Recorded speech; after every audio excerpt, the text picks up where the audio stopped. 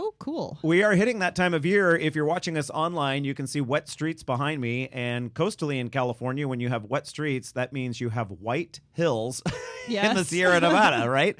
Ski season really kicks off with Thanksgiving. Sometimes the slopes open a little bit early, but the Thanksgiving weekend is typically sort of how Memorial Day brings in summer.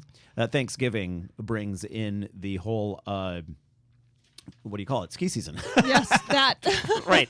So joining us right now on the line is Lincoln Kauffmann. He's with Donner Ski Ranch, and this is a family-run operation, one of the only remaining family-run operations when it comes to skiing in the Sierra Nevada, which I thought made it a great tie-in for us. Hey, Lincoln. Good morning, Randall. Yeah, great to have you joining us, and you must be excited to roll out another ski season there at Donner Ski Ranch. Well, we picked up about 18 inches last night, so we're very excited. 18 inches, is that all? No, just kidding. That's huge. That's 1.5 feet. That's wow. awesome. What's the on a good year, or say an average year at the ranch? What is the base? We're looking at up to 48 inches to 96 inches. So okay. We know that you can get a lot of snow in that region because you're located on the pass that kept the Donner family from making it into the more climate or the more moderate California Central Valley, and they got stuck there at a Donner Lake on the other side. So we know that you can really get some heavy dumpings of snow along that region there, and there's a couple of resorts that sort of bookmark you, right? Bookend you. That's right. We sit right between Boreal Ridge and Sugar Bowl. And we had over 700 inches 2 years ago, so whoa, you can really get slammed up here in the summit. Now, last year was a tricky one because you started off with some good snow, and then December and January were like, surprise, we're not going to give you anything. That must have been a challenge. It was a challenge, especially for a little family-owned operation, but it was an anomaly. I think the storm doors opened here, and it bodes well for a great season this year. Yeah, let's keep our Wow, fingers and right crossed. before Thanksgiving. So is this typically a big time for you guys? Do families come up and have their Thanksgiving with you? We do. A lot of people come up to Tahoe, not necessarily just to ski, but this is a little cream on top of everything else. So if we can get some skiing in now, it'll be great. Now, we should mention you are located so if you take I-80 to Tahoe, which would take you to the north side, as opposed to 50, which takes you to the south side. So if you're going 80, like toward Reno, when you get to the Donner Pass area, there's a back way to go that brings you around the mountains and then down to Donner Lake. What's the name of that highway? That is Old Highway 40. So you would get off at the Soden Springs exit, and we're 3 miles right off the road. We're directly across from the Judah entrance of Sugar Bowl.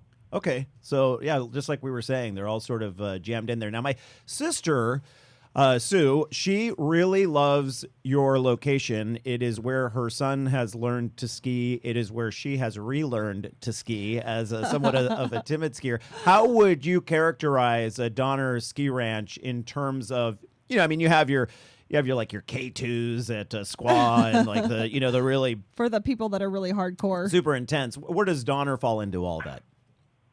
Well, we have a much simpler operation, but we have a little bit of terrain for everybody. Mm-hmm. The nice thing is that it's very laid back, very accessible.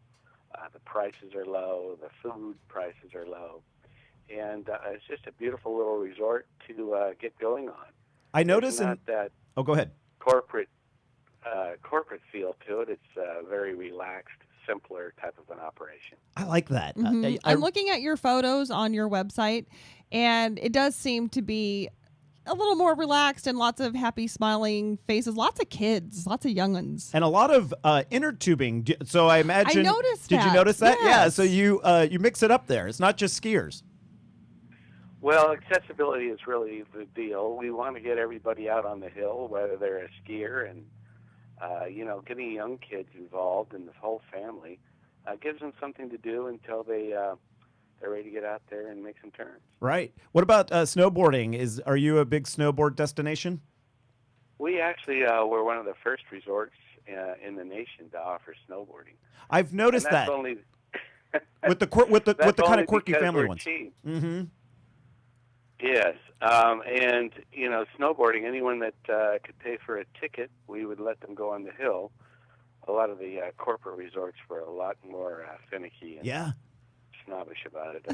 Well, no, there was a backlash in the beginning. Then they realized, wait a minute, this is a big moneymaker. Let's let them come, right? Yeah. But gotta go with it. In the beginning, there was some backlash, and I was living in Boulder, Colorado at the time, and there was a little resort up the hill from Boulder that had they were famous for their night skiing, but it was a really small operation, not part of a big company, and they were big with the snowboarders. And I love that non-corporate atmosphere. Their skiers, the lift operators would have a big sign that would say the word of the day today is, and then you were supposed to tell it to the guy at the top, you know. And I just remember one year it was homeostasis, and I've known that word ever since because of that.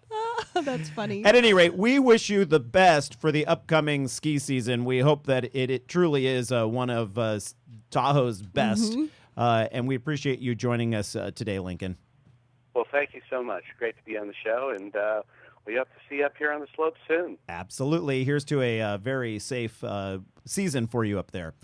All right, you have been listening to the Eat, Drink, Explore radio network. We want to let you know that all of our segments from the week and previous weeks are available online at eatdrinkexplore.com. Patty and I shared a zillion recipes today on the show, and so not all of those are available online right now. Yet, but we'll post them. We'll make them easy for you to find.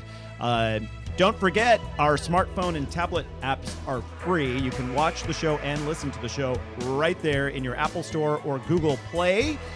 Thank you to my co-host, Patty Pyburn, also the producers, Cora Adama, Anthony Renaro, Ricardo Teodosio, Dresden Smith for doing all of her tweeting, and Jack Adama. You're listening to the Eat, Drink, Explore Radio Network. Ciao for now. Have a wonderful Thanksgiving weekend.